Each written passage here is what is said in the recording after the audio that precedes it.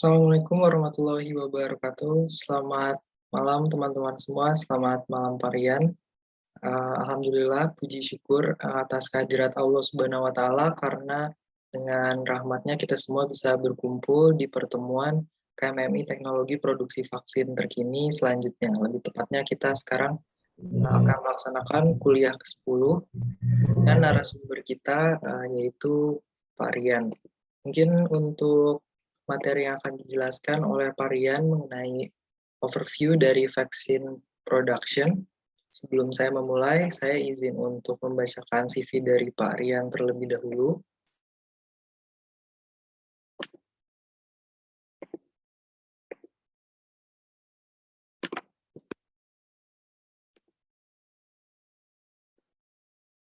Baik, jadi Pak Rian Adi Bagus Haryanto ini mengenyam pendidikan S1-nya di Institut Teknologi Bandung, tepatnya di Departemen Biologi, dan untuk S2-nya mengenyam pendidikan Master of Research di Faculty of Medicine, Newcastle University, United Kingdom. Lalu Pak Rian ini juga untuk working experience terakhirnya adalah seorang researcher di Divisi Development and Transformation of Biopharmaceutical Product di Bio Farma, juga banyak sekali working experience lainnya sebelumnya, dan untuk trainingnya juga bisa kita lihat di sini yang tidak bisa saya sebutkan satu persatu, dan juga Pak Rian ini aktif di research terutama yang berlangsung dari 2011 sampai sekarang itu mengenai vaksin TB di Bio Farma.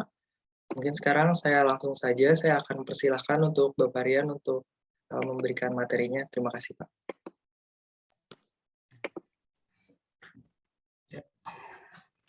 Terima kasih. Assalamualaikum warahmatullahi wabarakatuh. Terima kasih kepada Kang Rashid yang sudah memberikan awalannya. Saya izin share langsung ya, Kang ya. Ya, boleh Pak. Silakan, Pak.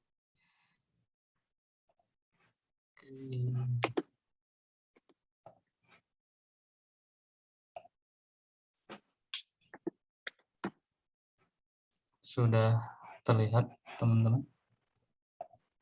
Sudah terlihat, Pak. Oke. Saya langsung saja ya. Baik, Pak. Silakan. Bismillahirrahmanirrahim. Assalamualaikum warahmatullahi wabarakatuh.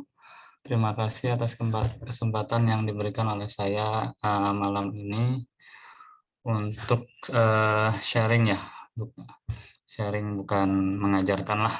Kita sharing aja di sini terkait produksi vaksin ya. Jadi saya akan memberikan overview dari produksi vaksin yang biasa dikerjakan di Bio Farma ya, teman-teman.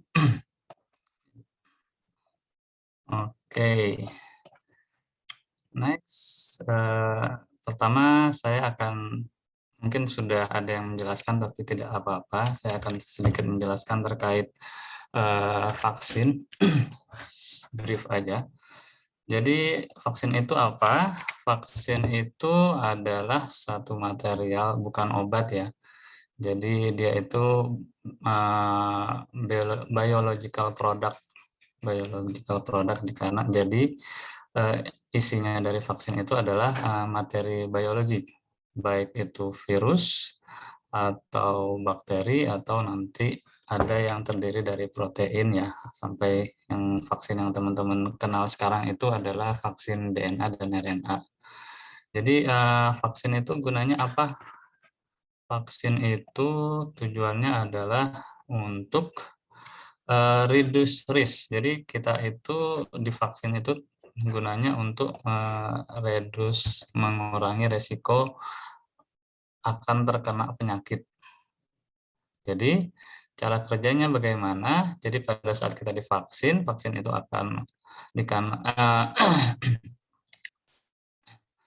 jadi dia akan dikenali sebagai virus atau bakteri yang masuk, sehingga antibodi kita langsung merespon untuk melawan, dan respon ini akan selalu diingat. Jadi kalau misalnya kita divaksin kita tidak bisa mengingat, tandanya ada sesuatu yang salah dari antibodi kita, gitu ya. Atau vaksin itu sendiri bagi tubuh kita tidak mempunyai pengaruh. Jadi teman-teman jangan langsung mengatakan bahwa "Wah, saya sudah divaksin tapi kok saya masih sakit." Nah, saya ada sedikit catatan bahwa vaksin itu sendiri tergantung dari individual. Nah, jadi ada orang yang merespon vaksin itu dengan baik, ada yang medium, ada yang bahkan kita tidak bisa merespon vaksin yang diberikan ke dalam tubuh kita, gitu. Nah, tapi umumnya vaksin itu berguna untuk mengurangi resiko penyakit dan tubuh kita akan dilatih untuk mengenali penyakit yang masuk sehingga pada saat penyakit itu masuk kita tidak sakit. Nah, di situ ya. Jadi kita itu without causing illness. Kita tidak akan bukan tidak akan, kita akan tidak sakit atau kita mengurangi kesakitan dari penyakit yang kita terima. Nah, jadi secara alami memang imun sistem itu didesain untuk mengenal. Jadi, nah, next. Oke, tipe vaksin kalau yang konvensional kita mengenal adanya whole pathogen vaksin. Jadi whole pathogen ini terdiri dari vaksin yang berupa komponen si bakteri atau virusnya langsung. Jadi bakteri itu whole pathogen yang komponen yang dimasukkan di dalam vaksin itu adalah bakterinya dan atau virus yang aktif ataupun inaktivasi. Nah, inaktivasi sendiri artinya jadi si bakteri atau virus itu sudah dibunuh terlebih dahulu. Jadi bakteri atau virus yang mati yang dijadikan bahan baku aktif dari vaksin. Contohnya vaksin flu dan polio. Ada juga yang whole pathogen itu adalah live attenuated, jadi bakteri dan virusnya itu dilemahkan terlebih dahulu. Jadi tidak mati, tapi dilemahkan sehingga yang vaksin live attenuated ini biasanya memberikan respon imun yang sangat baik karena dia masih bakteri atau virus yang aktif. Nah, teknologi yang baru ada juga yang namanya subunit vaksin. Jadi subunit vaksin itu adalah vaksin yang bahan utamanya terdiri dari hanya komponen atau antigen dari bakteri atau virus yang digunakan. Dan komponen antigen atau yang lainnya atau komponen lain yang digunakan itu kita harus mencari komponen yang bisa menstimulasi imun sistem kita gitu.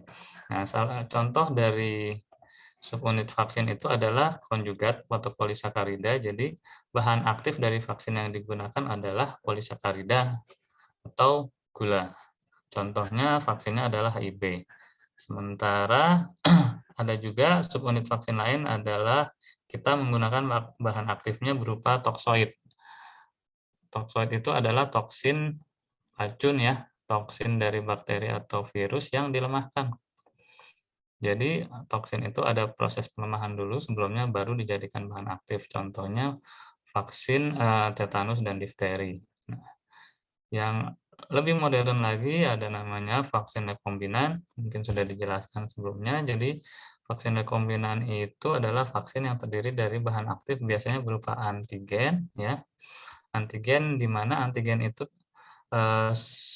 dihasilkan oleh bakteri yang lain. Jadi misalnya untuk hepatitis B, vaksin hepatitis B ini bahan aktifnya bukan virus hepatitis B-nya, tapi antigen dari hepatitis B yang dimasukkan ke dalam biasanya hostnya adalah yeast ya. Dan yeast itu akan memproduksi antigen dari hepatitis B. Kemudian, sebentar, ini kok muncul terus ya.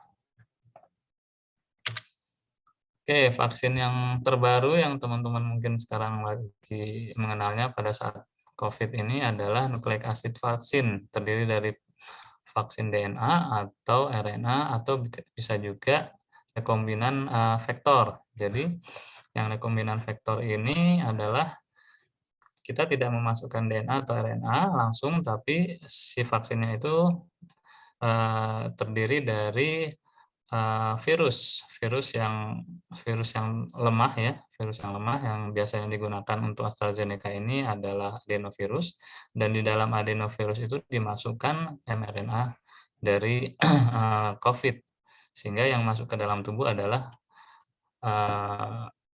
adenovirusnya, gitu. Oke, next. Nah, saya sedikit menjelaskan tentang Bio Farma. Jadi Bio Farma adalah saat ini produsen vaksin satu-satunya di Indonesia ya. Dan di Asia Tenggara kita termasuk yang nomor 1. Jadi kita itu sejak tahun 2014 telah merubah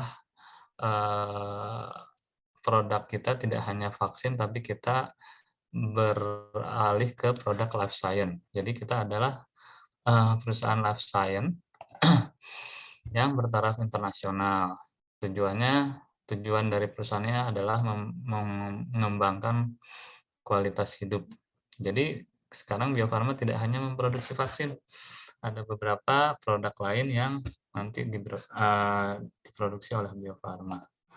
Nah, Bio Farma sendiri didirikan tahun 1890, dan sejak tahun 1997 Bio Farma sudah mempunyai 12 buah produk vaksin yang diakui oleh WHO, dan kita sudah melakukan ekspor ke 150 negara, dan 52 diantaranya adalah negara Islam. Jadi beberapa vaksin kita sudah juga terlabel halal, insya Allah. Oke. Next, ini adalah produk-produk dari Bio Farma. Ada beberapa produk, contohnya yang berbasis bakteri adalah DT, BCG, TT, dan DTP. Dan viral vaksin ada kita polio, ada campak, ada flu, gitu ya. Ada yang kombinasi, jadi kombinasi antara bakteri dan virus, ada DTP, HB, HIV. Kita juga memproduksi sera, jadi bukan vaksinnya, tapi serum ya. Serum, jadi kita melakukan penyuntikan antigen kepada kuda, dan antibodi kuda yang kita ambil, dan antibodi dari kuda itu yang kita murnikan untuk menjadikan itu produk sera. Nah, ada juga beberapa produk yang kita tidak produksi sendiri, tapi kita bekerja sama. Ada Japanese encephalitis, ada misal MR ya, MR. Dan terakhir ini adalah produk-produk kita yang terbaru, yang tuberkulin ini masih lama, termasuk produk lama, tapi ada MBioCov, PCR Kit, BioVTM, dan BioSaliva. Ini kita sudah memproduksi sejak terjadinya pandemi. Jadi kita termasuk BUMN yang mendukung program pemerintah dalam menanggulangi COVID. Oke, sorry. Nah, ada beberapa riset yang sedang kita lakukan terkait vaksin dan produk biologika lainnya. Di sini yang translational itu adalah kita kerjasama dengan institusi lain, contohnya dalam pengembangan UTB vaksin yang kebetulan nanti saya yang pegang, dan ini akan saya jelaskan insya Allah besok. Ada juga HB terapeutik, dengue vaksin, terus ada juga kita mengembangkan sendiri tipoid, whole pneumo, rotavirus, acellular pertussis, NOPV2, HB, rubella. Ada juga produk yang bukan berupa vaksin tapi bioterapeutik, contohnya biosimilar, trastuzumab, EPO. Kita juga sedang mengembangkan stem cell, antivenom, dan enoxaparin. Ini pengencer darah. Ya. Kita sedang mengembangkan formulasi. Jadi formulasi dari produk ke produk kita yang sudah ada. Contohnya kita lagi mengembangkan vaksin hexavalen, vaksin DTaP, MR, trastuzumab, EPO, dan kita juga lagi mengembangkan kit diabetes mellitus. Oke, itu sedikit preview dari sharing pertama ini. Terus, nah sekarang saya masuk ke dalam proses produksi vaksin yang kita lakukan di Bio Farma ya. Jadi produksi vaksin sendiri secara umum kita membagi 2 tahap. Sebenarnya nanti ada tahap ketiga ya, tahap ketiga. Tapi tahap pertama itu kita selalu menyebutnya sebagai upstream proses ya. Jadi tahap proses upstream, yang kedua adalah proses downstream, yang ketiga itu adalah nanti kita proses upscaling untuk clinical atau preklinik gitu ya. Nah, di antara upstream dan downstream serta preklinis nanti ada juga sedikit dijelaskan tentang quality control. Jadi karena kita adalah perusahaan yang sudah mendapat prekualifikasi WHO, jadi kita harus regulasi kita berkiblat kepada WHO yang mengemban CGMP, atau kalau misalnya di dalam negeri kita mengenal namanya CPOB ya, CPOB yang diawasi oleh BPOM. Oke, next. Ini adalah aspek-aspek yang harus kita perhatikan dalam produksi vaksin. Yang pasti pertamanya adalah seed ya. Bahan utama dari vaksin itu adalah si benihnya. Benih yang baik berupa bakteri, ataupun berupa virus, ataupun sel mamalia. Yang pasti kalau secara regulasi kita, si benih itu harus sejarah pengembangannya atau histori pengembangan benihnya itu harus jelas. Dan benih yang kita gunakan itu harus terkarakterisasi dengan baik.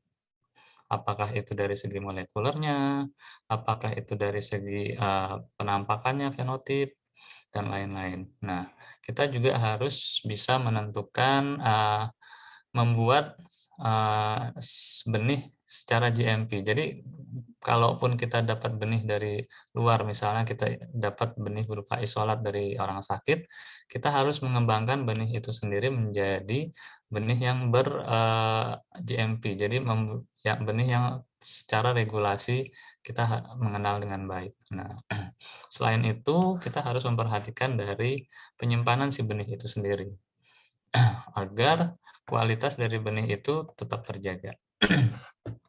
Yang kedua pasti adalah bahan baku ya, bahan baku atau raw material. Jadi bahan baku yang kita gunakan harus tersedia komersial. Jadi bukan khusus, tidak terbatas. Jadi kalau kita menggunakan bahan baku ya adalah bahan baku yang kita tahu itu adalah secara komersial gampang didapat. Nah, yang pasti yang kedua, spesifikasi dari bahan baku itu harus jelas. Tidak boleh misalnya garam gitu ya. Garam sembarangan yang kita ambil, tidak, tapi garam-garam yang mempunyai spek-spek khusus gitu ya. Nah, yang ketiga dalam bahan material ini kita sekarang lagi mengembangkan kita lagi mengembangkan vaksin-vaksin yang berbasis bahan baku yang non-animal. Jadi non-animal. Ini juga akan mendukung dari program nasional untuk terhadap produk halal. Jadi kalau misalnya ini tidak terbuat dari bahan animal, itu kita bisa menjamin kehalalan dari produk. Nah, hal ketiga yang harus kita perhatikan dalam proses produksi vaksin itu adalah itu mampu di scalable, mampu ditingkatkan. Pada saat kita riset, mungkin riset itu baik ya, riset itu secara lab itu bagus. Namun pada saat riset itu tidak bisa dinaikkan kapasitasnya, itu nonsen, itu tidak berarti pada saat kita memproduksi vaksin. Jadi proses yang digunakan dalam produksi vaksin itu harus bisa di upscale, harus bisa ditingkatkan, harus bisa dikembangkan. Nah, yang kedua, proses yang kita gunakan itu harus bisa diulang, repeatable, harus bisa diulang. Ya, kalau misalnya kita tidak bisa mengulang, kita tidak mungkin bisa memastikan bahwa produk kita batch to batch, dari batch satu ke batch lain atau dari produk satu ke produk lain itu stabil kalau kita tidak bisa mengulang. Sehingga kalau tidak bisa mengulang juga pasti variatif antara batch itu akan besar. Sehingga itu kita tidak bisa menjamin dari kualitas vaksin yang kita produksi. Nah, yang ketiga, kita harus dalam memproduksi vaksin atau dalam mengembangkan vaksin, kita harus menggunakan desain. Jadi desain yang berkualitas atau quality by design yang itu sudah kita mengikuti standar dari ICH. Jadi kita harus menggunakan proses-proses yang terstandarisasi. Nah, itu ya. Terus terakhir adalah produk vaksinnya sendiri. Produk vaksin sendiri kita pastinya harus menjual produk vaksin yang benar-benar dibutuhkan. Mungkin kalau kita di kampus kita pengen meriset ya, karena kita suka riset itu. Tapi kalau kita sudah berbicara dunia industri, produk yang kita produksi itu adalah produk yang benar-benar by demand, yang demand-nya besar, yang memang dibutuhkan oleh publik. Bukan vaksin-vaksin, mungkin produk vaksin yang sedikit kebutuhannya atau canggih sih teknologinya, tapi tidak banyak dibutuhkan, gitu ya. Dan yang terakhir pastinya kalau kita membuat suatu produk vaksin harus terkualifikasi. Badan dunia standar yang mengkualifikasi untuk produk vaksin adalah WHO. Jadi kita harus mengikuti dari kualifikasi WHO. Oke.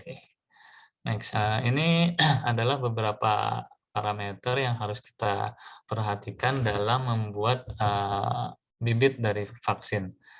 Yang pertama pastinya kita harus tahu asal dari si bibit itu dari mana. Apakah dari isolat kah, atau kita bikin sendiri kalau misalnya vaksinnya rekombinan, atau kita dapat bibitnya itu dari institusi lain. Nah, itu harus jelas asal usulnya. Terus yang kedua, kita harus tahu karakteristik dari si bibit itu. Kita harus tahu morfologinya, karakteristik pertumbuhannya. Kalau misalnya dia si bibit itu menghasilkan antigen, kita harus tahu produk antigennya itu karakternya bagaimana, karakter biokemikalnya juga kita harus tahu, atau fisikalnya juga harus tahu. Nah, yang ketiga, patogenesis. Jadi, apakah bibit atau benih yang kita bakteri atau virus yang kita pakai itu mempunyai bersifat patogen. Kita harus tahu sifat patogenesisnya. Nah, dan kemudian kita harus tahu pasasenya. Kalau teman-teman mungkin masih bingung, pasase ini adalah bagaimana kita memperbaharui SID. Jadi sejarah dari pasase atau sejarah dari pembaharuan SID itu harus kita pahami. Nah, kalau kita ingin memproduksi vaksin di industri, pastinya kita harus punya master ya. Jadi kita harus bisa membuat master dari benih tersebut. Jadi master ini adalah simpanan benih utama dari benih vaksin yang kita ingin produksi. Nah, terus kita harus tahu bagaimana sistem banking, bagaimana sistem penyimpanan dari benih tersebut. Terus kita harus tahu bagaimana mempersiapkan atau preparasi dari benih tersebut. Kita harus tahu bagaimana substratnya. Kalau kita misalnya menggunakan sel mamalia, itu kan mediumnya macam-macam, bakteri juga mediumnya macam-macam. Jadi pada saat kita ingin mengembangkan benih itu sesuai dengan medium yang seperti apa, gitu. Nah, selain itu, selain sistem dari banking, kita harus tentunya tahu bagaimana sizing. Jadi bagaimana sistem luas ukuran dari penyimpanan. Jadi masing-masing benih itu beraneka ragam. Ada yang kita bisa menyimpan secara banyak. Jadi kita bisa menyimpan misalnya dalam bentuk 1 juta benih sekali penyimpanan. Tapi ada juga yang itu tidak bisa dilakukan. Kita hanya menyimpan mungkin beberapa benih saja dalam satu ukuran penyimpanan, gitu ya. Dan kita juga harus memperhatikan dari kontainernya, tempat penyimpanannya. Ada virus atau bakteri yang mungkin tidak cocok di plastik, kita harus nyimpan di kaca atau sebaliknya, gitu ya. Dan kita harus tahu kondisi penyimpanannya. Kalau bakteri mungkin kita simpan di -80, kalau misalnya virus ada suhunya juga, atau kalau misalnya kita menyimpan sel mamalia, itu biasanya di minus 150. Jadi kita harus tahu bagaimana kondisi penyimpanannya. Nah, ini tidak kalah penting, jadi kita jangan lupa pada saat kita penyimpanan ataupun pada saat kita preparasi, labeling system, jadi harus ada penandanya. Jadi jangan mix up, jangan tertukar. Jangan kita nanti mau bikin vaksin hepatitis, tapi yang kita ambil rupanya nanti seednya pneumococcus gitu. Jadi kan salah ya, itu terlalu ekstrim sih. Nah, kemudian kita harus tahu bagaimana mengetes atau menguji kualitas dari si bibit. Jadi kita harus tahu, makanya kita harus tahu karakteristik dari bibit sehingga kita bisa melakukan quality control dari bibit tersebut. Dan yang pastinya tidak kalah ini, kita harus mempunyai sertifikat dari bibit yang kita gunakan. Next.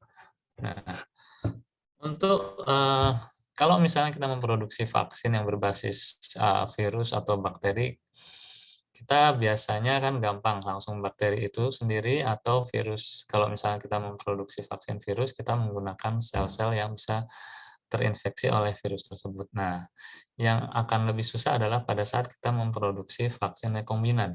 Nah, vaksin rekombinan ini adalah vaksin yang hanya terdiri dari komponen berupa antigen dari penyakit tersebut, dan antigen itu adalah hasil dari ekspresi gen yang kita masukkan ke dalam host. Nah, makanya kita harus bisa menentukan host mana dari vaksin yang akan kita produksi. Kita harus menentukan host dari vaksin yang akan kita produksi, karena antigen itu, protein itu tidak bisa diproduksi dengan gampang di semua jenis host.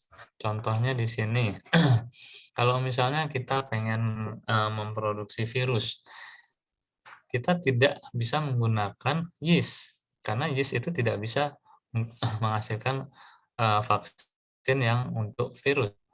Kita hanya bisa menggunakan mammalian cell atau insect gitu ya. Nah, ada juga tujuan kita memilih host itu adalah bagaimana si antigen itu bisa diproduksi dengan cepat. Contohnya, kalau kita pengen memproduksi dengan cepat tanpa protein yang kompleks, kita bisa menggunakan bakteri. Contohnya adalah E. coli, karena E. coli itu bisa berproduksi dengan cepat, sehingga kalau kita ingin menghasilkan vaksin dengan jumlah yang banyak, salah satu host yang dipilih adalah bakteri. Gitu ya. Jadi berikut adalah beberapa keuntungan dan tantangan pada saat kita ingin menggunakan sel dalam pemilihan sel dari rekombinan protein vaksin.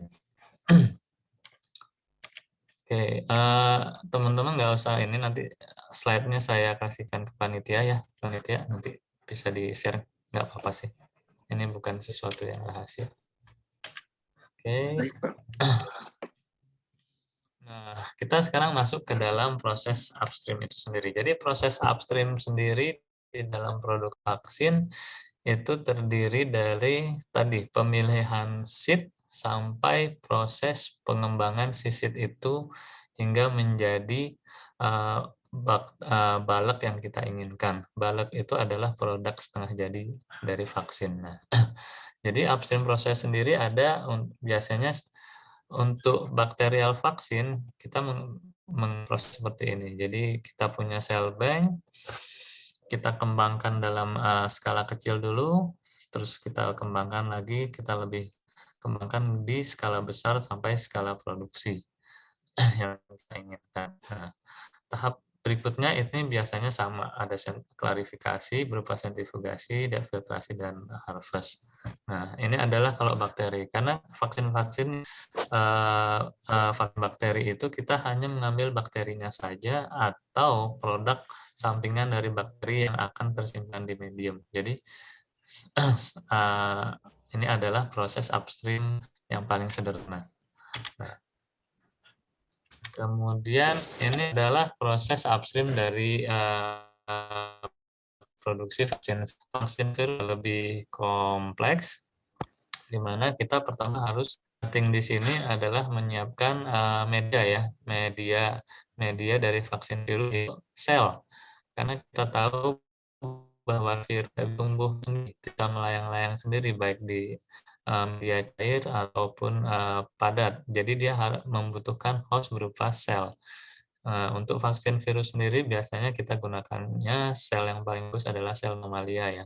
Macam-macam ada Hek, ada Vero, dan lain-lain. Nah, kita mempersiapkan dulu selnya. Nah, tahap sentrifugasi ini sebenarnya bisa dilakukan atau bisa tidak tergantung dari sel yang kita gunakan. Nah, terus kita menggunakan kalau di vaksin virus kita biasanya menggunakan namanya cell factory karena kita tidak bisa jarang vaksin sel mamalia yang bisa kita produksi dalam bentuk seperti ini di bioreaktor. Jadi bioreaktor ini kita bisa menggunakan untuk benih-benih atau benih-benih atau material atau mikroorganisme yang bisa melayang.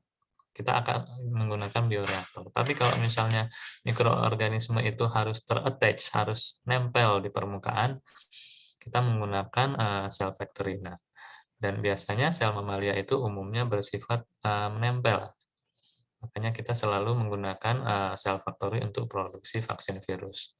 Nah, untuk pengembangannya sendiri, cell factory yang tadinya kecil, kita bisa mengembangkan secara besar. Setelah sesuai dengan ukuran yang kita inginkan, ada proses namanya inokulasi virus. Jadi kalau bakteri tadi tidak ada, jadi kalau vaksin bakteri tadi kita hanya menumbuhkan bakteri, terus kita menaikkan saja. Jadi kita ambil aja dari sini, misalnya ini 2 mili, 2 mili masuk ke 100 mili, 100 mili masuk ke 2 liter, 2 liter bisa masuk ke 200 liter gitu ya. Ini hanya tinggal kita istilahnya inokulasi. Kita tinggal mengambil dari sini langsung masuk sini. Nah, kalau untuk vaksin virus yang kita ingin ambil kan virusnya. Jadi kita harus mempersiapkan medianya dulu, baru kemudian kita ada tahap namanya virus inokulasi. Setelah virus inokulasi, baru kita harvest. Tahap berikutnya nanti kita jelaskan di downstream. Ada lagi upstream proses lain yang untuk rekombinan protein. Jadi rekombinan protein ini kita bisa menggunakan apakah dia bakteri host berupa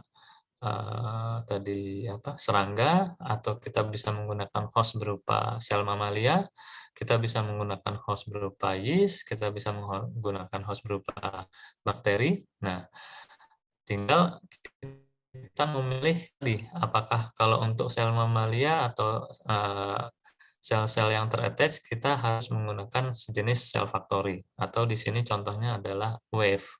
Kalau misalnya kita menggunakan sel yang bisa melayang seperti sel bakteri, kita menggunakan bioreaktor. Tapi yang penting dari rekombinan protein ini adalah tahap ini, ekspresi. Jadi yang kita inginkan adalah antigen, bukan bakterinya, bukan sel mamalianya, bukan pula virusnya. Yang kita inginkan adalah antigen. Jadi untuk menghasilkan antigen ini harus ada proses namanya ekspresi. Nah, untuk lebih jelasnya besok saya jelaskan bagaimana produksi untuk vaksin TB yang sedang kita kembangkan. Gitu. Untuk berikutnya sentrifugasi pemekatan itu sama, akan jelaskan di downstream proses ya. Ini adalah beberapa parameter yang penting dalam proses upstream. Yang pastinya proses upstream ini kita harus menjaga agar tidak terjadi kontaminasi. Kalau misalnya kita ngembangin bakteri yeast, kita nggak boleh di dalam medianya itu ada kontaminasi bakteri. Kalau kita ingin mengembangkan sel mamalia untuk host dari virus atau host dari rekombinan vaksin, tidak boleh ada kontaminasi dari bakteri ataupun yeast ataupun mikroorganisme lain. Terus kita harus menghindari dari co-product. Jadi kalau di Bio Farma kita ingin mengembangkan vaksin tertentu itu tempatnya tertentu. Kita tidak boleh menggunakan misalnya bioreaktor yang sama untuk dua jenis vaksin yang berbeda. Kita bisa menggunakan, tapi kita ada regulasi namanya change over. Jadi kita harus memastikan bahwa pada saat pertama kita menggunakan yeast, terus next kita menggunakan bakteri, kita harus yakin bahwa pada saat kita memproduksi bakteri, yeast di situ sudah tidak ada, gitu ya. Nah, ini adalah kita juga harus memperhatikan antara fed, batch atau semi. Ini nanti saya jelaskan di slide berikutnya. Kita harus pasti mempertimbangkan dari size gitu ya, karena produksi di industri itu harus skala besar, tergantung dari permohonan permintaan. Misalnya kalau untuk TB nanti kan kita vaksinasinya itu harus memperhitungkan jumlah anak yang harus divaksinasi. Dan jumlah anak di Indonesia kurang lebih hampir 400.000, pertumbuhannya adalah 400.000 per tahun, sehingga kita harus bisa menghasilkan 400.000 dosis gitu ya. Makanya kita harus menghitung dari dosis itu, kita akan tarik mundur ke belakang berapa ukuran yang harus kita lakukan untuk produksi. Nah, kemudian bagaimana material dari construction. Jadi ini adalah material dari si bioreaktor atau material dari si cell factory-nya. Itu harus kita perhatikan karena kita tidak bisa menggunakan material-material yang gampang berkarat atau material-material yang gampang mengkontaminasi dari produk. Gitu. Terus bahan bakunya juga harus kita perhatikan, khususnya sterilisasinya, ini terkait dari kontaminasi. Jadi kalau bahan-bahan baku yang kita gunakan harus kita yakin itu adalah steril. Terus kita harus memperhatikan dari viskositas, komposisi atau foaming dari broth atau si media larutannya ya. Karena apa? Broth ini kalau misalnya foaming atau dia terlalu viskos, kadang-kadang itu tidak cocok terhadap bibit bakteri atau sel mamalia yang kita gunakan. Nah, kalau kita menggunakan sel mamalia juga, oxygen intensity atau cooling mode ini juga harus diperhatikan, karena sel mamalia itu ada yang tidak butuh banyak oksigen, ada juga mungkin kita harus menambahkan CO2, dan juga kalau misalnya kita pakai E. coli. E. coli itu adalah bakteri yang tidak membutuhkan oksigen dalam jumlah banyak. Jadi kalau kita memproduksi E. coli harus diperhatikan kadar oksigennya. Nah, kita juga harus memperhatikan tekanan. Pada saat kita main di fermentor, di situ pasti akan ada tekanan karena kita akan menjaga ruangan fermentor itu tetap steril sehingga kita tembakkan tekanan sehingga dia bersifat positif ya. Nah, tekanan yang kita masukkan juga itu harus kita perhatikan karena tekanan yang terlalu tinggi bisa memecahkan atau merusak sel. Terus kita juga harus memperhatikan proses parameter lain seperti pH tentunya, temperatur, dissolve oksigen, nutrien. Nah, untuk kita menumbuhkan bakteri sel mamalia, kita harus bisa memperhitungkan jumlah nutrien yang dibutuhkan sehingga sel-sel yang kita tumbuhkan itu tetap hidup gitu ya. Terus kita harus memperhatikan ke massa. Jadi kepadatan dari si kultur. Karena kalau misalnya kultur itu terlalu padat, yang ada adalah mereka akan berjuang untuk hidup. Jadi yang timbul di situ adalah persaingan di antara selnya. Padahal kita tidak ingin persaingan itu terjadi, karena apa? Pada saat persaingan itu terjadi, yang muncul adalah zat-zat sekunder yang biasanya untuk membunuh dari sel lainnya. Itu kita tidak inginkan. Kita inginkan adalah semua sel itu tetap hidup dan semua sel itu tumbuh dengan baik untuk menghasilkan bakteri atau mungkin kalau di rekombinan menghasilkan antigen yang baik yang kita inginkan. keragaman dari environment juga kita harus perhatikan. Ini terkait dari nutrisi, terkait dari secondary zat secondary yang dihasilkan bakteri tadi sama. Nah, yang terakhir ini sangat penting jika kita ingin memproduksi vaksin, jika kita bermain di industri. Jadi industri itu terkadang tidak melihat kecanggihan.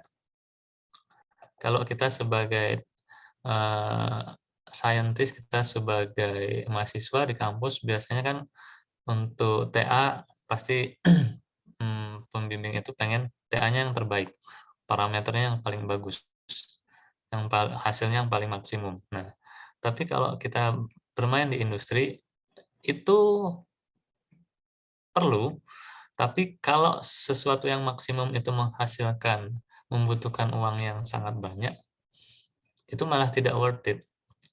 Yang diinginkan industri adalah hasilnya besar, tapi dengan biaya yang rendah. Nah, di situ adalah challenge-nya, di situ tantangan bagi saintis di industri. Bagaimana kita bisa menghasilkan hasil yang kalau di industri kita tidak mengenal maksimum ya, tapi optimum ya. Hasil yang optimum, tapi dengan biaya yang rendah. Oke. Next. Berbicara dengan industri juga, seperti saya katakan di depan tadi, produk vaksin yang kita ingin kembangkan di industri itu harus bisa di upscale, dinaikkan ukurannya. Karena apa? Kalau kita di industri kebutuhannya adalah contoh vaksin kita harus memenuhi kebutuhan dalam negeri, atau kalau untuk diekspor kita harus memenuhi kebutuhan WHO yang jumlahnya jutaan gitu ya. Dan jumlah jutaan itu tidak mungkin kita kembangkan vaksin itu di bioreaktor yang kecil, ukurannya mungkin 100 mili atau di Erlenmeyer gitu ya. Kita harus bisa mengembangkan produksi kita ke skala yang lebih besar. Kita bisa lihat di sini bahwa ini adalah skala dari lab, terus kita kembangkan untuk development ke skala 20 liter. Untuk industri, kita harus bisa skala seperti ini, minimal 500 liter. Gitu ya. Bahkan 1000 liter, ada yang 5000 liter. Nah, dalam strategi pengembangan sizing ini bagaimana, itu ada teoritisnya. Itu sebenarnya ada pelajarannya sendiri. Mungkin kalau misalnya nanti mau mengenal, nanti mungkin kita bisa kenalkan di sini. Tapi yang pasti adalah tadi, produk jika teman-teman ingin bergerak di atau meriset di vaksin, riset vaksin teman-teman itu harus bisa dinaikkan, harus bisa dikembangkan, harus bisa ditingkatkan ukurannya sampai target dari industri yang diinginkan oleh industri. Nah, di sini kita bisa lihat berbagai macam. Ini kita adalah skala 1 mili, fermentor ada yang masuk 100 mili, kita naikkan bisa 10 liter, ada yang 100 liter, bahkan 1000 liter. Di Bio Farma ada yang fermentornya itu sebesar ruangan, 5000 liter, dan kita membersihkannya juga sendiri bisa masuk ke fermentornya. Oke, next. Oke.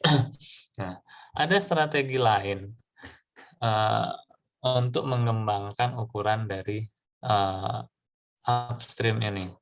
Nah, ini biasanya dikembangkan pada saat kita mengenal, ilmuwan itu sudah mengenal vaksin-vaksin rekombinan. Karena apa?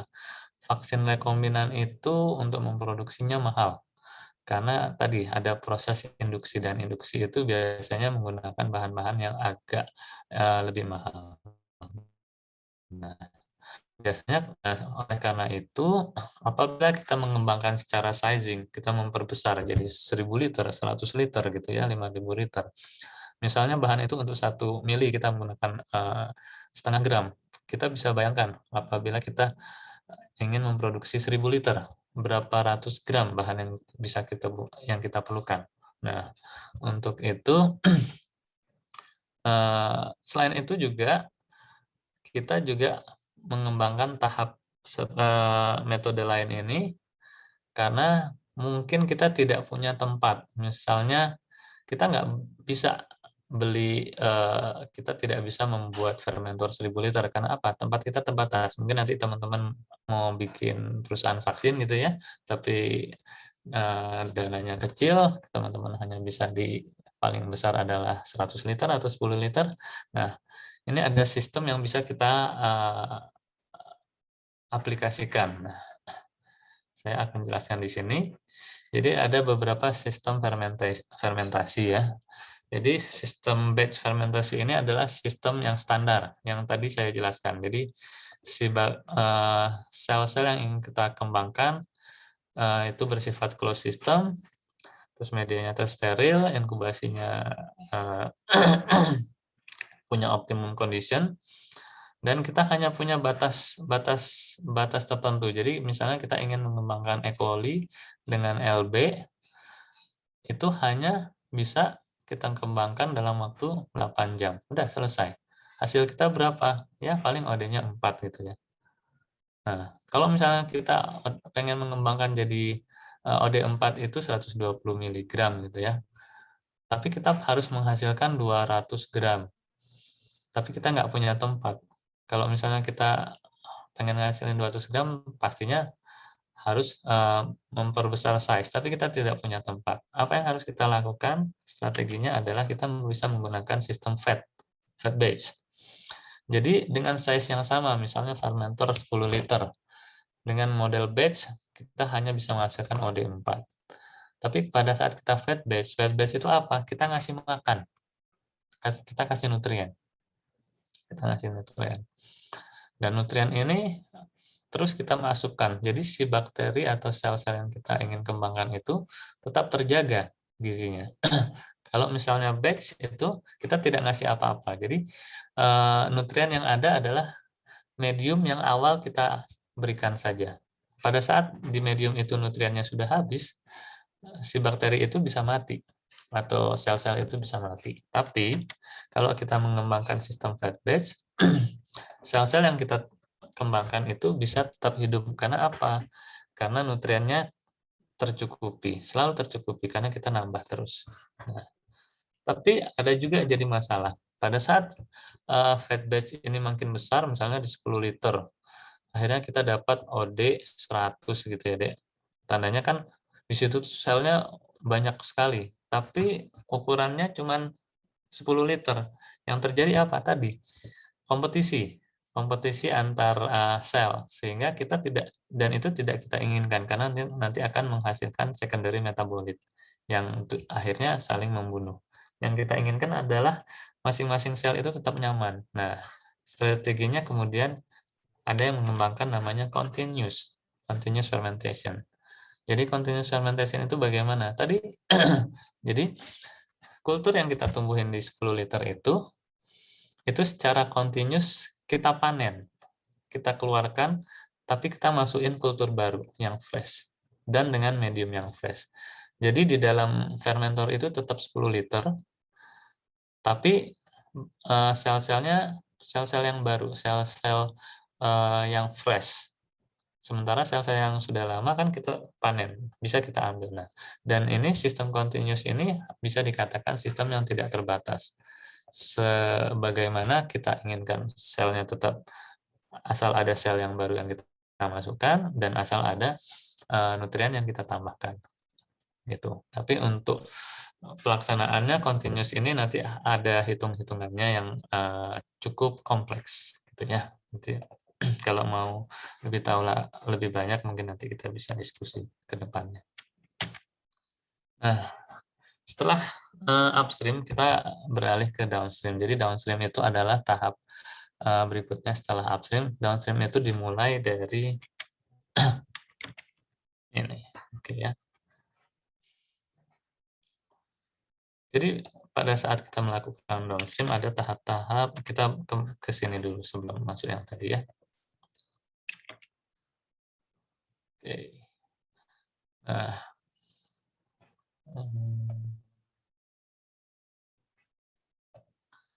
jadi tahap downstream itu dimulai pada saat kita ingin memisahkan antara sel dengan media. jadi media tumbuhnya. Jadi yang kita ambil adalah jika kita ingin membuat sel bakteri atau jika kita ingin membuat sel rekombinan yang di dalamnya ada antigen, yang kita ambil adalah selnya. Jadi dalam pemisahan ini, jadi downstream proses ini tahap pertamanya adalah purifikasi pemurnian. Tahap awal pemurnian adalah pemisahan, separasi. Biasanya kita bisa menggunakan sentrifugasi, kita bisa menggunakan filtrasi atau sedimentasi, gitu ya. Nah, tergantung. Hasil dari proses separasi ini ada dua, solid. Solid itu berupa sel, dan ada media atau broth. Nah, untuk vaksin seperti vaksin tetanus dan difteri, yang kita ambil adalah brothnya. Karena apa? Kita ambil toksik dari si tetanusnya, bukan sel dari tetanus. Sehingga yang kita ambil adalah broth. Tapi untuk sel-sel seperti vaksin virus, yang kita ambil adalah sel hostnya, kita ambil adalah sel. Dan juga vaksin-vaksin rekombinan yang kita ambil adalah selnya, solidnya. Ya. Tahap berikutnya dari downstream itu adalah disruption, perusakan. Nah, kenapa kita harus merusak sel? Karena di dalam sel itu untuk vaksin virus kan kita pengen ngambil virusnya, dan virus itu ada di dalam sel. Kita harus memecah sel itu.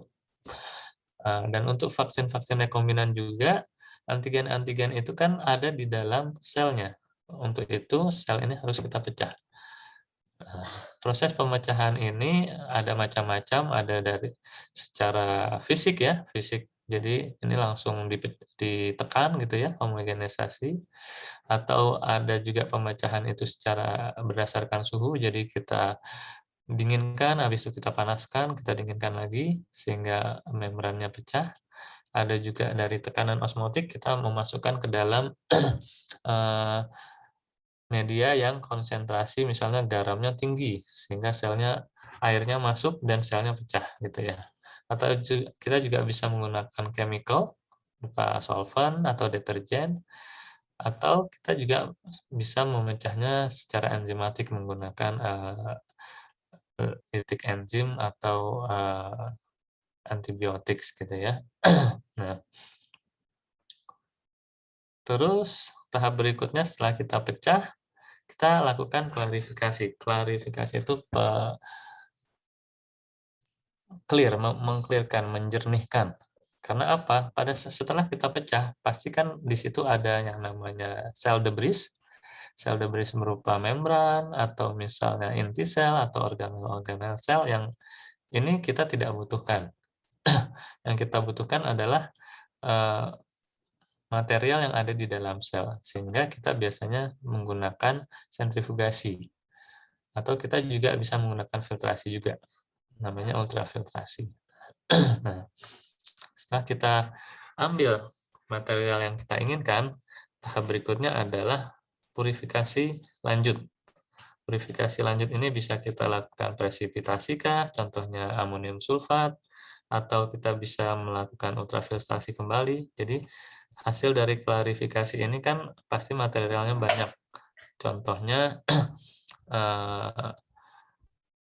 ada protein-protein di dalam selnya sendiri, atau misalnya ada lemak di dalam selnya, atau ada zat kimia lain di dalam sel yang kita tidak inginkan. Yang kita ingin ambil adalah virus saja, atau yang kita ingin ambil adalah antigen atau protein saja. Jadi kita harus memisahkan itu.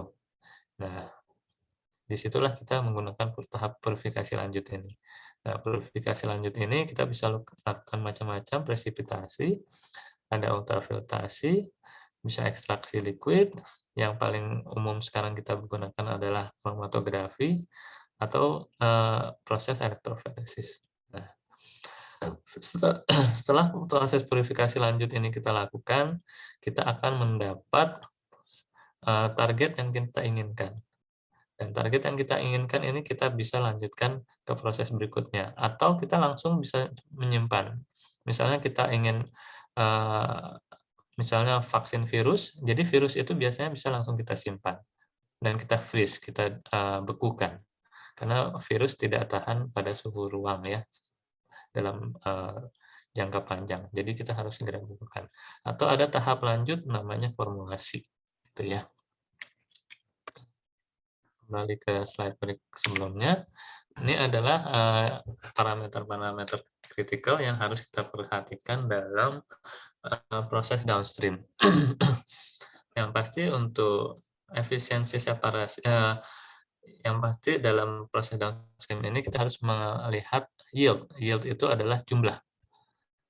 Jadi jangan sampai kita melakukan dalam proses downstream tadinya yield-nya besar, pada akhirnya akan menghasilkan yield yang kecil. Itu tandanya proses downstream-nya tidak optimum. Atau pada saat proses downstream kita tidak bisa menghasilkan produk yang pure, murni. Karena untuk produk vaksin, critical parameternya ini biasanya di atas 95%. Jadi 95% itu adalah produk kita, hanya boleh 5% adalah produk yang lain. Tapi itu pun produk-produk yang tidak membahayakan. Nah, dalam downstream itu juga kita harus sama seperti upstream, kita harus bisa melakukan larger process. Kita harus bisa upscaling. Nah, dan juga untuk proses downstream kita harus bisa mengembangkan proses yang fast, cepat. Kenapa harus cepat? Karena material yang kita ingin hasilkan itu, misalnya virus atau misalnya protein, bisa jadi dia tidak tahan di suhu ruang. Sehingga pada saat dia dalam proses downstream, misalnya itu terjadi 4 jam atau 5 jam, di dalam proses itu saja si virus atau proteinnya sudah rusak.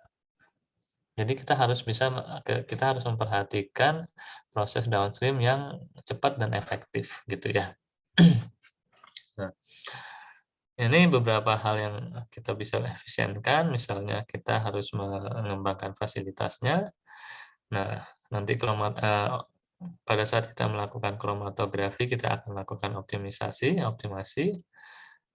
dan kita mungkin bisa melakukan tidak hanya satu jenis kromatografi, tapi menggabungkan beberapa jenis kromatografi untuk mencapai efisiensi.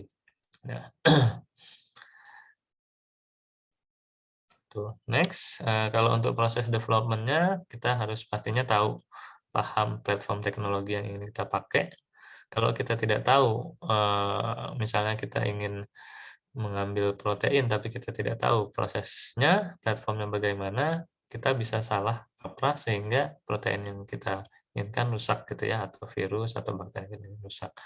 Dalam pengembangannya juga kita tetap harus berbasis pada QBD, Quality by Design. Terus kita harus bisa mengintegrasikan modeling. Jadi pada saat kita membuat suatu model, kita harus bisa mengintegrasikannya bersamaan.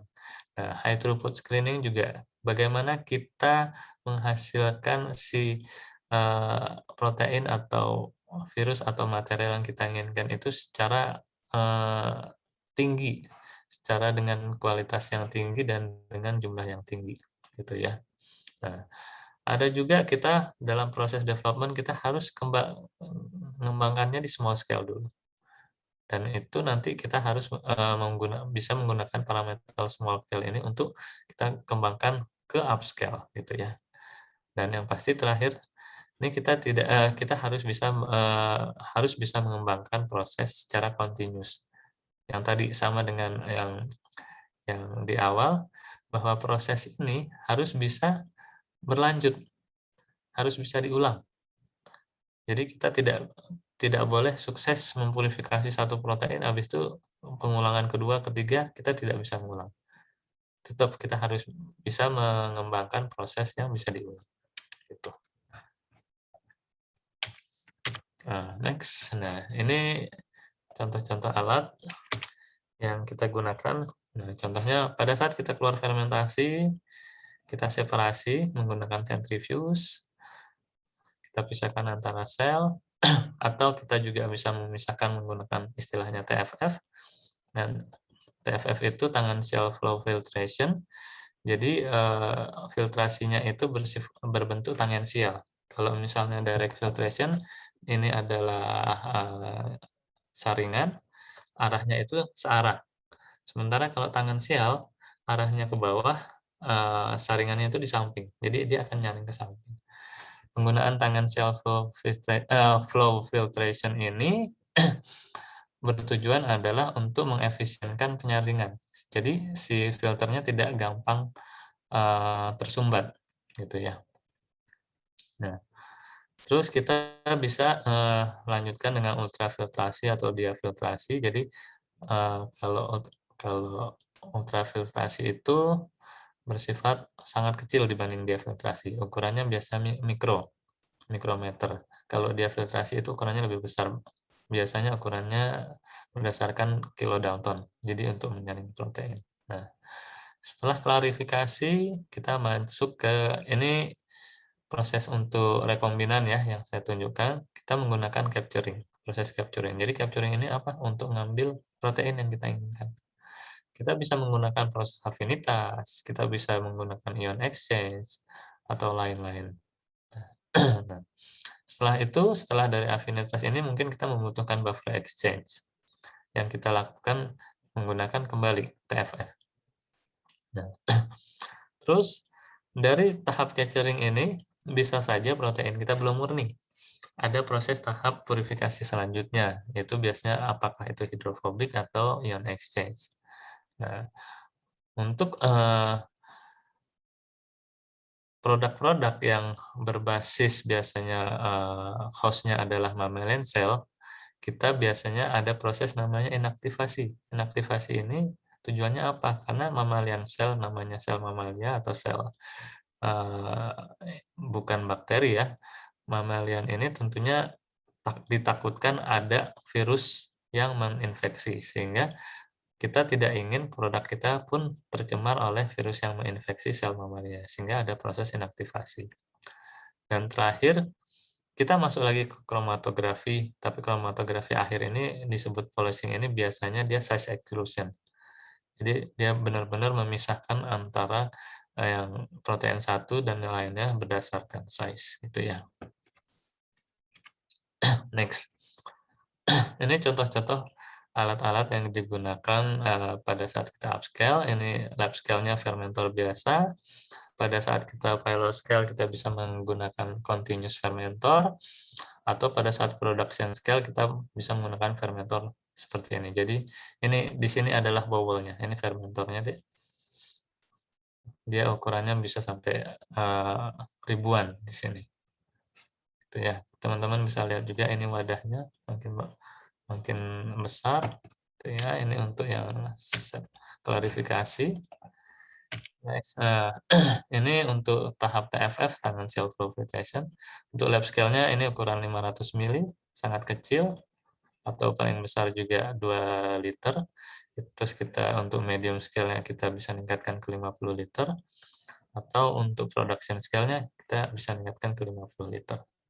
Dan TFF ini menggunakan kaset. Kalau teman-teman bisa lihat, ini adalah kasetnya. Kaset ini adalah penyaringnya. Jadi penyaringnya ini juga bisa kita kembangkan. Ini misalnya untuk yang 2 liter kecil seperti ini. Untuk production scale ini bisa luasannya sampai 2,5 meter persegi. Jadi bisa satu ruangan itu setengahnya hanya berupa kaset. Nah, dan ini adalah berbagai alat yang kita gunakan untuk kromatografi. Ini kromatografi kecil, ini biasanya kolomnya cuma kecil. Terus untuk pilot scale kita kembangkan, biasanya sampai 2 ke 50 liter. Untuk production scale biasanya sampai 5.000 liter. Gitu ya. Ini juga kolom-kolom yang dipakai, karena besar sekali. Terus kita kembangkan ke pilotnya lebih besar lagi.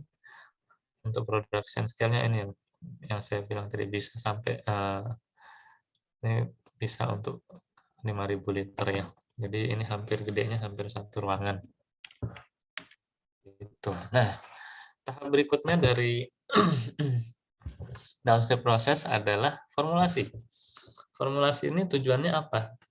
Tujuan dari formulasi ini untuk meningkatkan stabilitas dari vaksin. Yang pertama itu, jadi kita ingin vaksin kita itu stabil. Kenapa kita ingin vaksin kita stabil? Karena kita ingin menjaga bahwa vaksin itu bisa didistribusikan ke berbagai tempat dengan aman dan tidak mengubah dari kualitas dari vaksin. Nah, untuk menjaga stabilitas itu kita perlunya apa? Kita mungkin memerlukan buffer-buffer yang bisa menjaga stabilitasnya dengan memperhatikan beberapa hal, contohnya pH atau ionoic strength atau konsentrasi, ada juga redox potensial, dan juga pastinya kita menjaganya tidak hanya dengan solusi, tapi menjaga dari tempat penyimpanannya, sehingga kita untuk menjaga stabilitas berdasarkan suhu. Ada juga vaksin yang harus kita lakukan liofilisasi. Liofilisasi itu kita beku keringkan.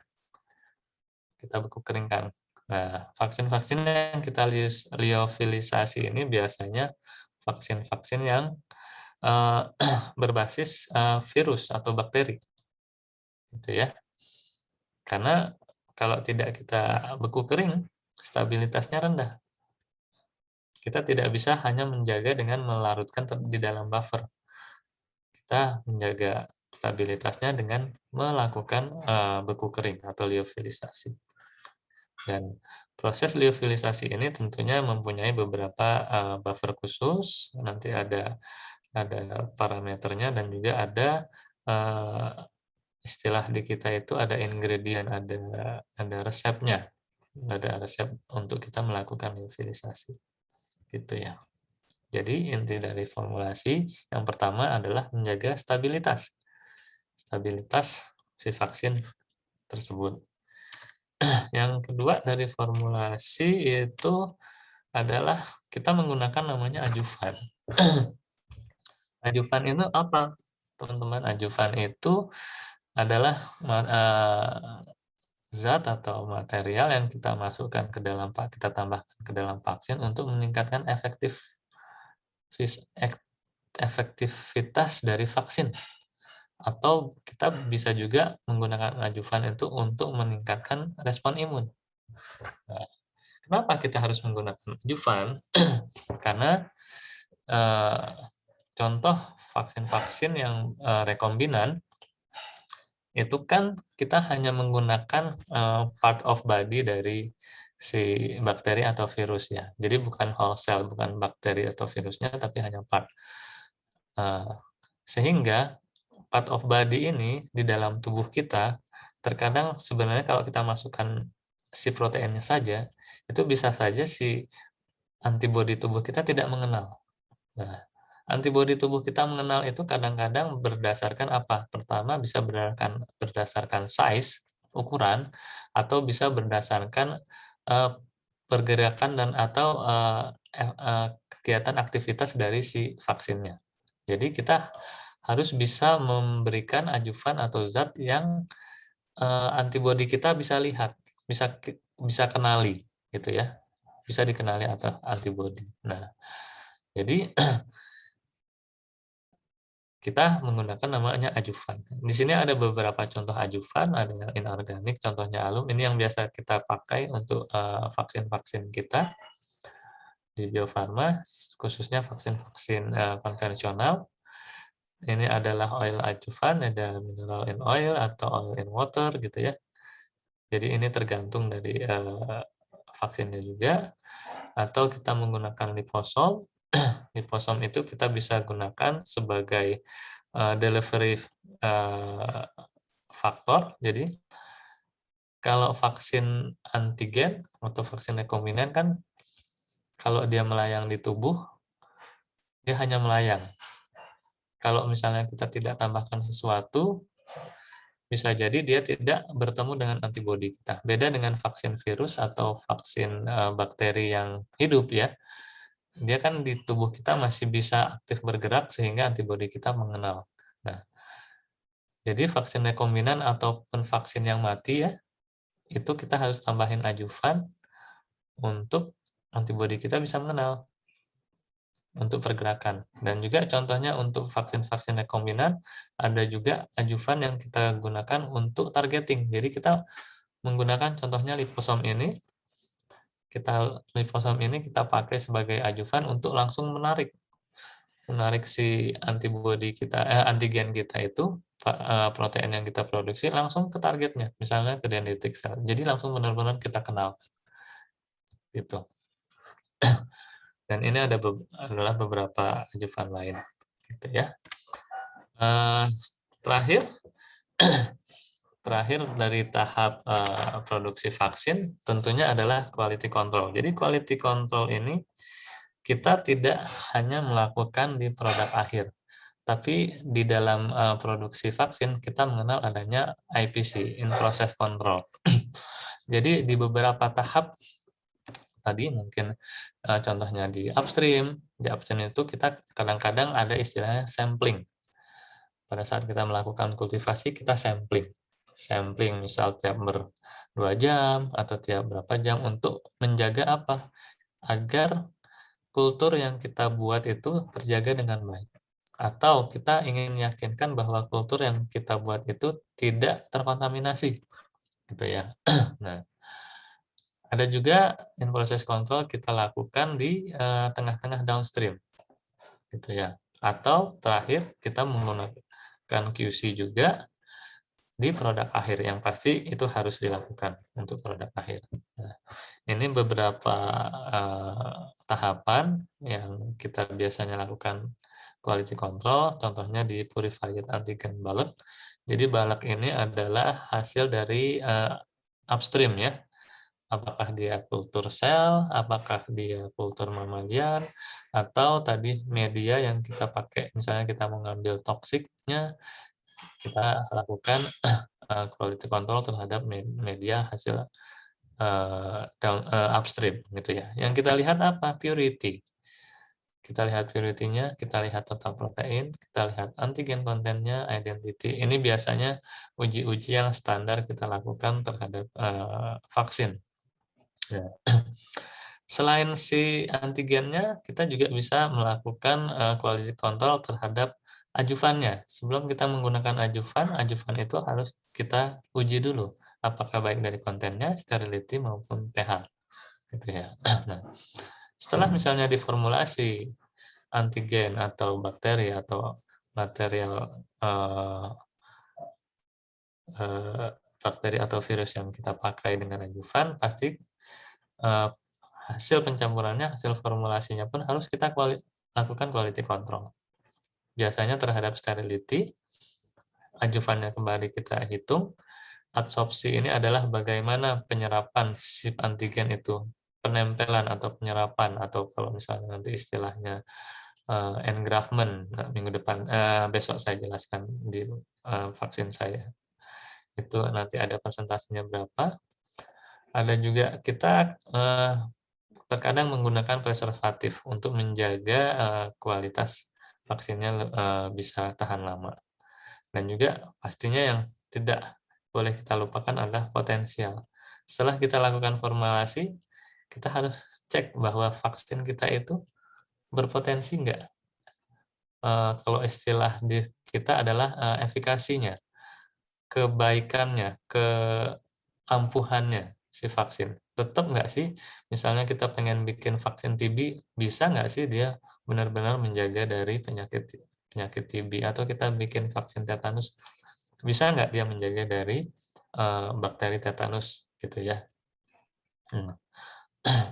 Pada saat kita ingin mengirimkan vaksin, nah kalau ini kan penyimpanan, setelah kita formulasi kita simpan.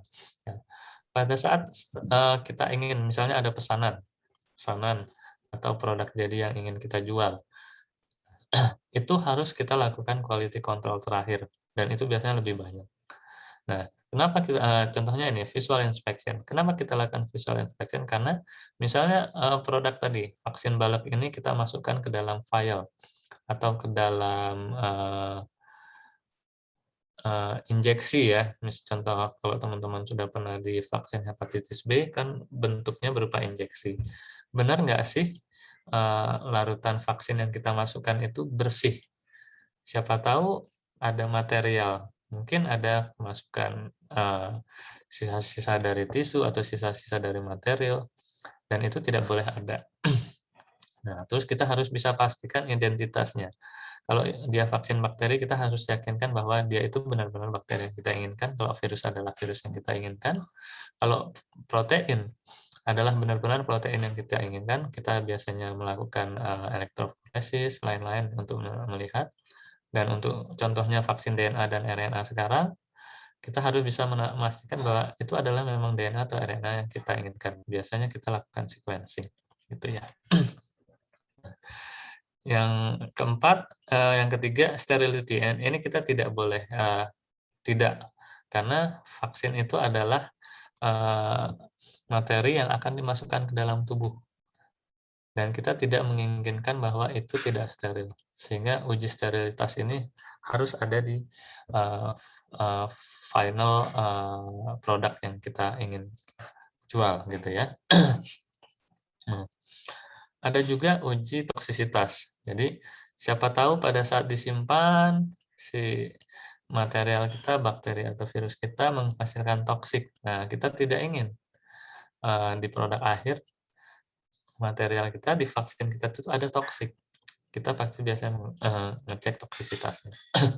Nah, ada beberapa hal yang standar, biasanya pH juga, pengecekan preservatifnya, endotoxin level ini biasanya untuk material-material bakteri atau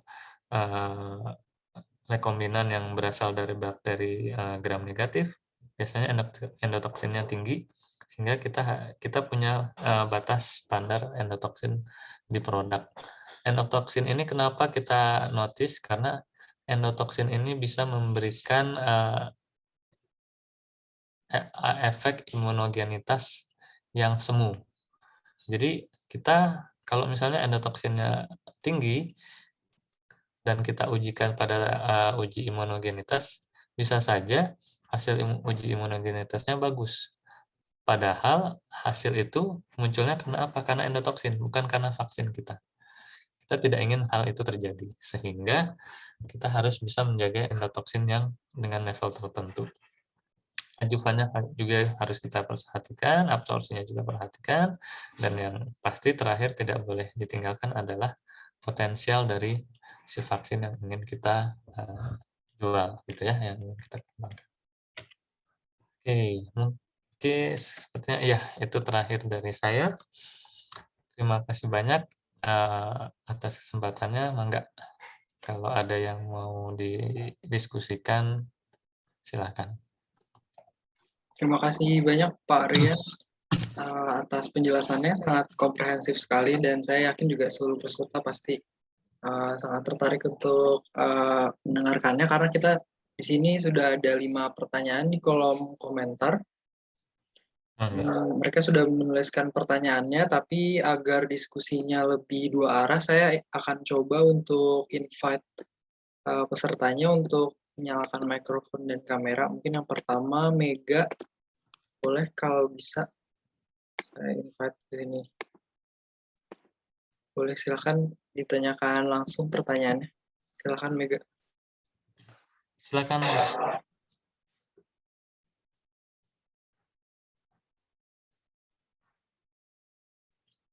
Ya, boleh dinyalakan mikrofonnya.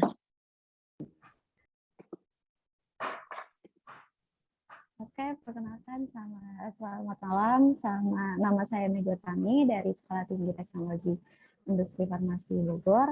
Ingin bertanya, ketika proses seed itu membutuhkan waktu berapa lama?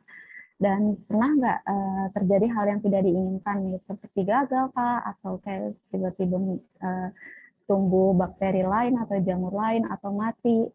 Kan pasti nggak selalu mulus kan ya? Itu sih yang saya ingin tanyakan aja. Terima kasih. Langsung dijawab atau gimana, Mas? Ya Pak, silakan boleh langsung dijawab aja ya. Oh, ya makasih Mbak Mega, pertanyaannya bagus.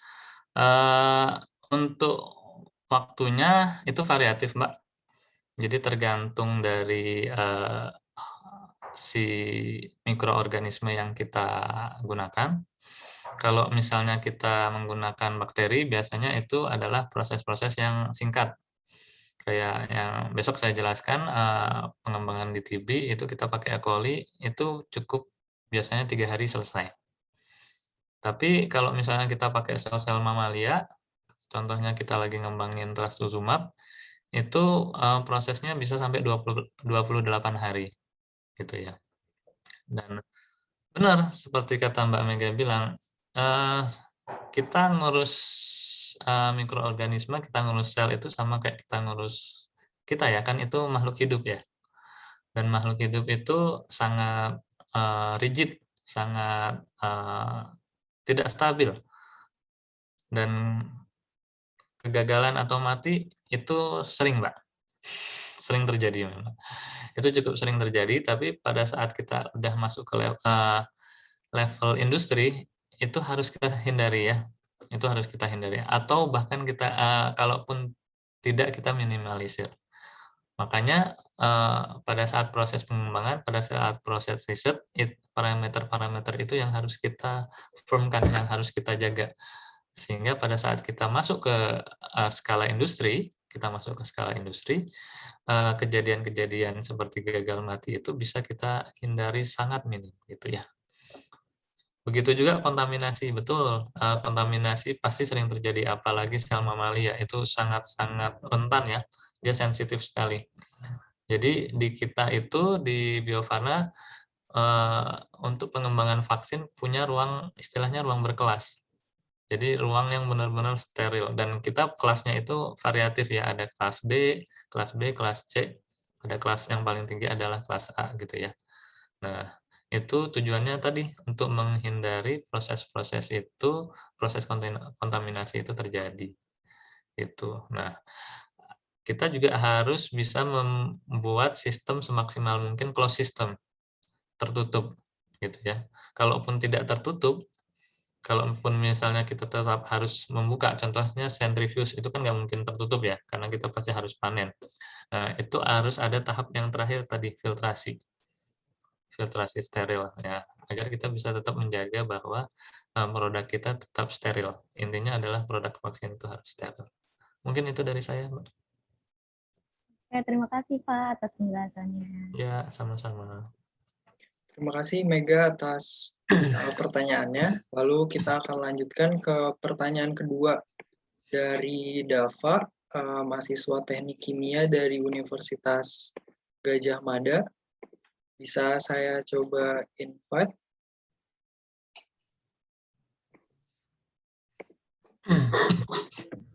Ya, selamat malam Bapak. Terima kasih atas kesempatannya. Sebenarnya saya ingin bertanya mengenai produksi vaksin di Bio Farma sendiri. Yang ingin saya tanyakan itu apakah production line di Bio Farma itu hanya satu atau lebih dari satu ya? Mungkin bisa nanti produksi vaksinnya bisa simultan dengan satu vaksin dengan yang lainnya atau tidak? Lalu apakah dari satu production line itu dapat digunakan untuk memproduksi lebih dari satu jenis vaksin atau tidak? Dan mungkin pertanyaan terakhir saya, mengingat di pandemi ini COVID-19 ini demand untuk vaksin COVID-19 sangat besar, apakah produksi vaksin yang selain vaksin COVID-19 ini tetap berjalan? Seperti itu, Bapak. Terima kasih. Ya, makasih Mas Dava. Oke, saya coba jawab satu-satu ya. Apakah production line di Bio Farma hanya satu? Enggak, Mas. Jadi kita punya kayak tadi ada difteri, tetanus, BCG, terus ada yang lain-lain, itu masing-masing punya gedung sendiri, Mas. Dan kalaupun tidak berupa gedung, kita biasanya punya ruangan-ruangan tertentu. Jadi memang tadi kita tidak menghindari cross kontaminasi. Nah, ada juga beberapa fasilitas yang kita gunakan untuk dua vaksin yang berbeda. Contohnya untuk pengembangan tipoid, kita gunakan juga untuk pengembangan produksi vaksin HIV.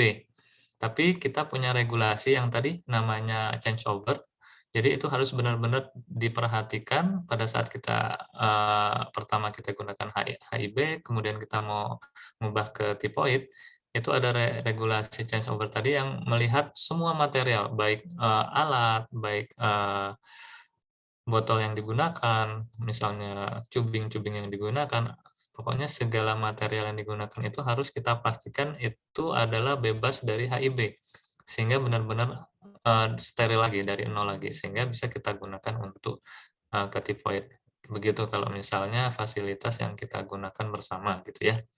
Nah, pertanyaan terakhir, apakah produksi vaksin yang lain tetap jalan? Sudah pasti tetap jalan, Mas. Kalau enggak, pabrik kita nanti bangkrut. Ya, harus tetap jalan karena tadi kita punya banyak fasilitas, dan yang COVID ini kita sebenarnya punya fasilitas khusus. Kita memang punya gedung baru untuk COVID, jadi kita tidak mengganggu dari produksi vaksin yang selain COVID.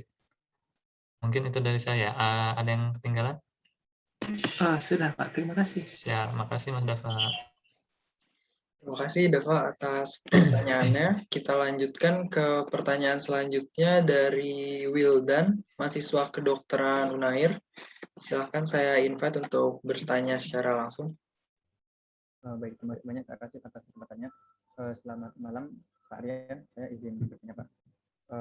Dalam proses upstream ke downstream, apakah memiliki tenggang waktu tertentu? Lalu apakah ada prasyarat yang diperlukan untuk proses pelaksanaan dari upstream ke downstream tersebut? Dan semisal apabila di tengah proses downstream, saat proses optimasi gagal ketika ekstraksi protein itu tidak bisa didapatkan, apakah perlu proses kembali dari upstream untuk memperoleh sel yang baru atau bagaimana? Oke, sip. Oke, saya coba jawab ya. Dalam proses upstream downstream akan tenggat waktu. Seminimal mungkin tidak ada tenggat waktu, Mas, karena kita menjaga si produk itu harus tetap baik. Jadi kalau bisa pada saat kita kultivasi di waktu yang sama, atau paling tidak biasanya ada penyimpanan balak itu antara jaraknya maksimum itu seminggu, tapi kita biasanya harus 1 atau 2 hari itu harus langsung diproses ke downstream. Biasanya seperti untuk menjaga tadi pada saat penyimpanan bisa saja terjadi kontaminasi, sehingga kita harus secepat mungkin dari upstream itu harus dilakukan downstream. Oke. Terus, dan apabila misalnya tengah proses downstream saat proses optimasi gagal ketika ekstraksi mulai, apakah perlu kembali dari upstream? Ya, kalau kita sudah di industri, dari quality assurance kita memastikan bahwa itu harus diulang. Jadi kalau udah level produksi, kalau ada kegagalan pastinya harus diulang. Nah, makanya kita harus benar-benar bisa mengembangkan protokol agar pada saat di level industri itu kesalahan atau kegagalan itu kecil seperti tadi, gitu ya. Tapi memang kalau misalnya kita udah level industri itu pasti harus diulang. Jadi itu dianggap sebagai kegagalan produksi. Gitu. Ada yang lewat saya, Mas? Cukup, sebenarnya sudah. Sudah ya, iya. Makasih. Terima kasih Wildan atas pertanyaannya. Kita lanjutkan ke pertanyaan keempat dari Vicky, mahasiswa bioteknologi Undip. Saya invite, silahkan untuk menanyakan pertanyaan secara langsung. Baik, selamat malam Pak Rian. Ya.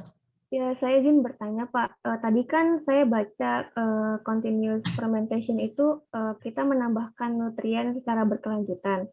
Yang ingin saya tanyakan itu pada fase apa nutriennya ditambahkan agar prosesnya dapat berjalan secara berkelanjutan. Lalu yang kedua saya ingin bertanya juga Pak, continuous fermentation itu kan sifatnya open system. Pernah nggak sih Pak terjadi kontaminasi pada saat proses fermentasinya berlangsung? Seperti itu Pak. Oke, ya. Oke, pertanyaan pertama, nutrien ditambahkan pada fase apa? Itu pada saat kita menambahkan sel yang baru, Mbak. Jadi kan continuous itu ada panen. Jadi bayangkan ini fermentor. Di sini tuh ada kita nyambungin ke yang baru. Dan ini kita sambungin selangnya ke yang akan kita panen. Jadi di dalam fermentor itu tetap harus 10 liter isinya. Jadi pada saat kita keluar, di sini harus yang masuk itu harus sama dengan yang keluar. Nah, yang masuk itulah nutrien yang kita tambahkan, dan juga bakteri. Terkadang kita juga bisa nambahin bakteri baru. Tapi kalaupun tidak, itu adalah bakteri lama yang di sini, tapi kita tambahin nutriennya secara berkala. Jadi pada saat harvest, dia pasti akan masuk nutrien juga. Jadi bersamaan. Itulah makanya disebut continuous. Kalau feed batch kan kita tidak punya harvest. Jadi 10 liter tetap 10 liter. Terus kita tambahin feed batch, akhirnya kultur itu bisa jadi 15 liter. Itu yang namanya feed batch. Gitu. Kalau continuous, kita jaga si volumenya, sehingga pada saat harvest, kita nambah juga nutrien. Gitu. Nah, apakah pernah terjadi kontaminasi? Continuous ini closed system, Mbak. Jadi kita harus bisa, makanya kalau kita pengen melakukan continuous, kembali pengembangan optimasi dari pada saat kita riset, itu harus benar-benar firm. Sehingga yang tadi saya bilang, ini fermentor, ini harvest-nya. Nah, di sini nutrien yang kita inginkan itu udah di dalam wadah yang tertutup. Jadi kita nggak nambah baru. Jadi misalnya untuk wadah 10 liter selama misalnya 30 hari, kita membutuhkan nutrien 500 liter. Di sini kita langsung nyediain wadah 500 liter. Jadi itu udah tertutup. Sehingga pada saat kita prosesnya jalan, ini ada panen, di dalam wadah nutrien itu langsung masuk perlahan-lahan yang untuk mencukupi waktu yang kita inginkan. Begitu dari saya. Terima kasih. Baik, terima kasih Pak. Ya, sama-sama. Terima kasih Vicky atas pertanyaannya. Pak Rian, kita ada 2 pertanyaan terakhir. Pertanyaan selanjutnya untuk Lika dari Farmasi Unpad. Saya persilakan untuk bertanya secara langsung. Terima kasih Pak Rashid dan Pak Rian untuk kesempatannya. Jadi mungkin menyambung beberapa pertanyaan yang sebelumnya sudah ditanyakan. Biasanya dalam produksi vaksin itu dibuat per batch, di mana skalanya sangat besar ya Pak. Begitu diproduksinya dengan skala yang sangat besar. Tapi mungkin memang untuk evaluasi sediaannya biasanya dibuat sampling gitu untuk mengetahui kemurnian atau dan lainnya mungkin yang saya tangkap gitu. Apabila pada proses tersebut ada kesalahan atau ada gagal produksi, apakah produksi itu langsung dieliminasi? Mungkin tadi sudah dibilang bahwa sudah dimasukkan produk gagal ya. Mungkin bisa dijelaskan kembali apakah mungkin dari tahap mana bisakah diulang di tahap lain di sebelumnya, atau dan yang kedua adalah bagaimana proses in-process control atau IPC di Bio Farma untuk menanggulangi atau mencegah hal tersebut gitu. Karena setahu saya kalau IPC-nya pasti bakal ada di beberapa tahapan ya Pak untuk mencegah beberapa kesalahan yang terjadi saat produksi. Terima kasih Pak. Ya, betul. Ya. Saya coba jawab Mbak Lika ya. Oke, ya IPC itu kan memang begitu Mbak. Jadi IPC kita lakukan untuk menjaga whole proses baik downstream, upstream atau downstream itu terjaga sesuai dengan parameter yang kita inginkan. Nah, kalau misalnya hal-hal itu adalah tidak kritikal, misal pada saat kita IPC, rupanya pertumbuhannya tidak baik ya, pertumbuhannya lambat, itu tidak langsung kita eliminasi. Kita biasanya punya data-data, oh kalau misalnya pertumbuhan lambat, misalnya apa, rupanya kita bisa nambahin nutrien dan lain-lain. Tapi kalau misalnya dalam IPC kita sudah langsung menemukan kontaminasi, itu biasanya langsung reject.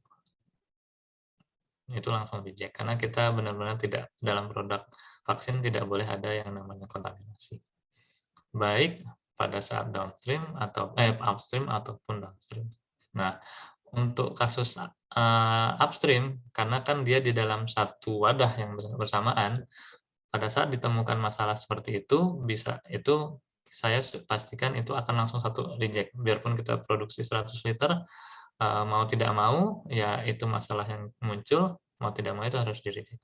Tapi pada saat proses downstream, biasanya kita melakukan pooling, Mbak. Jadi 100 liter itu biasanya kita pooling. Misalnya per 50 liter kah, atau per 10 liter. Nah, per 10 pooling itu nanti kita downstream, kita lakukan purifikasi, kita lakukan list dan lain-lain. Pada saat itu proses ada masalah pada saat IPC-nya, yang akan kita buang adalah pooling itu saja, Mbak. Kita bisa pakai pooling yang lain. Nah, karena siapa tahu pada saat memang kita melakukan downstream di pooling itu ada satu kesalahan. Dan pada saat kita menggunakan pooling yang lain, dan di IPC itu aman gitu ya, semua syaratnya IPC terlengkapi, kita bisa pooling itu kita bisa ambil. Jadi tidak satu batch kita reject. Nah, tapi kalau upstream upstream karena dia dalam satu wadah, kalau dia ada masalah, itu semua akan kita reject. Gitu. Satu pertanyaan aja ya tadi ya? Iya, cukup nggak, Mbak? Cukup, Pak, karena sebelumnya sudah terjawab di sesi sebelumnya. Terima kasih, Pak. Ya, makasih Mbak Lika.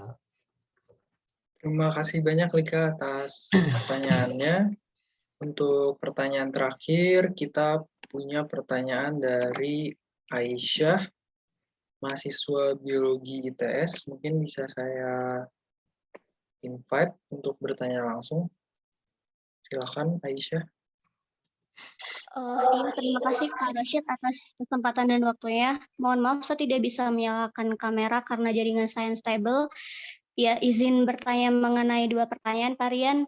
Ya. Pertanyaan pertama terkait formulasi vaksin itu sendiri. Tadi Pak Rian menjelaskan jika untuk menjaga stabilitas vaksin itu kan dilakukan pemberian larutan buffer ya Pak. Kemudian apakah pemberian larutan buffer itu diberlakukan dan diberikan untuk semua tipe vaksin? Kemudian untuk pertanyaan yang kedua, selain pemberian buffer untuk menjaga stabilitas, apakah ada dampak lain yang kemudian dapat ditimbulkan akibat reaksi buffer terhadap komponen vaksin lainnya, sehingga dapat berpengaruh terhadap kualitas vaksin itu sendiri, Pak? Sekian, terima kasih. Iya, makasih Mbak Aisyah. Saya coba jawab ya. Pada saat formulasi itu benar-benar tergantung dari material yang kita pakai. Jadi tidak semua vaksin menggunakan buffer. Tadi kan ada yang vaksin kita campurkan dengan adjuvan lain, contohnya liposom atau alum gitu ya. Ada vaksin yang cukup hanya dicampur buffer untuk menjaga stabilitas. Dan buffernya itu pun juga tidak semua vaksin buffernya sama. Nah, itu hasil dari optimasi kita pada saat kita riset, gitu ya. Jadi belum tentu vaksin A akan menggunakan buffer yang sama dengan vaksin B, tapi bisa jadi sama, tergantung dari riset kita. Nah, ada juga vaksinnya itu tidak pakai buffer seperti tadi. Jadi vaksinnya tidak bisa dicampur buffer, itu tidak cukup untuk jaga stabilitas. Dia harus dibeku kering, harus di lyophilize. Nah, itu beda lagi gitu ya. Ada yang vaksinnya itu kita simpannya kan suhunya di 2-8 gitu ya. Jadi variatif, Mbak. Tergantung apa si material vaksin yang kita pakai gitu ya. Nah, makanya untuk formulasi ini adalah tahap akhir dan itu tahap paling susah dari produksi vaksin. Karena kita harus benar-benar mengerti bahannya, mengerti karakteristik bahannya, dan kita harus bisa memilih buffer atau adjuvan ataupun penyimpanan mana yang bisa menjaga si vaksin itu tetap stabil gitu. Nah, yang kedua, pemberian buffer untuk menjaga stabilitas, apakah akan ada dampak lain yang ditimbulkan? Nah, saya bisa jawab, kalau pemberian buffer menghasilkan dampak lain, itu tentunya buffer yang tidak bagus.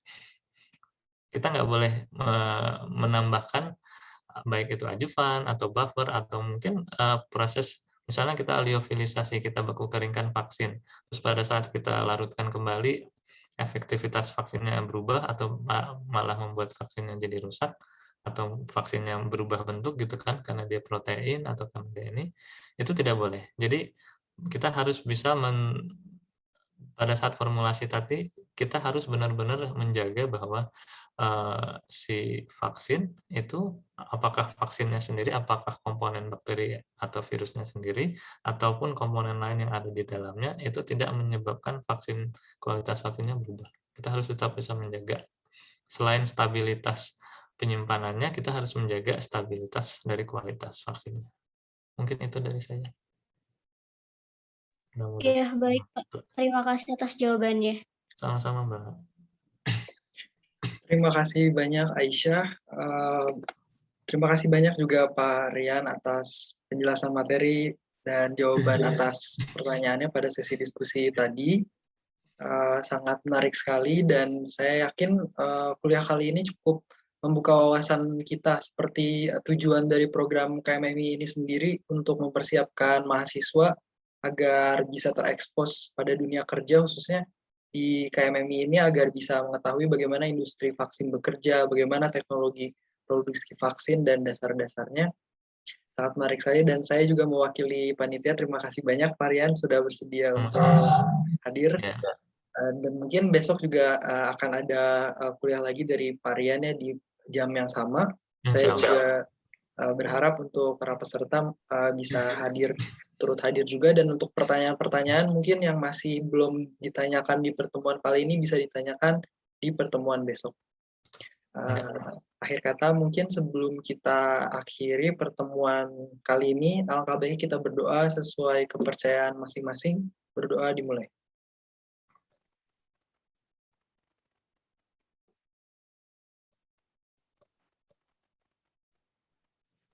Sudah selesai. Sekali lagi terima kasih banyak Pak Rian. Terima kasih banyak Mas Asyid. Assalamualaikum warahmatullahi wabarakatuh. Waalaikumsalam warahmatullahi wabarakatuh. Ya.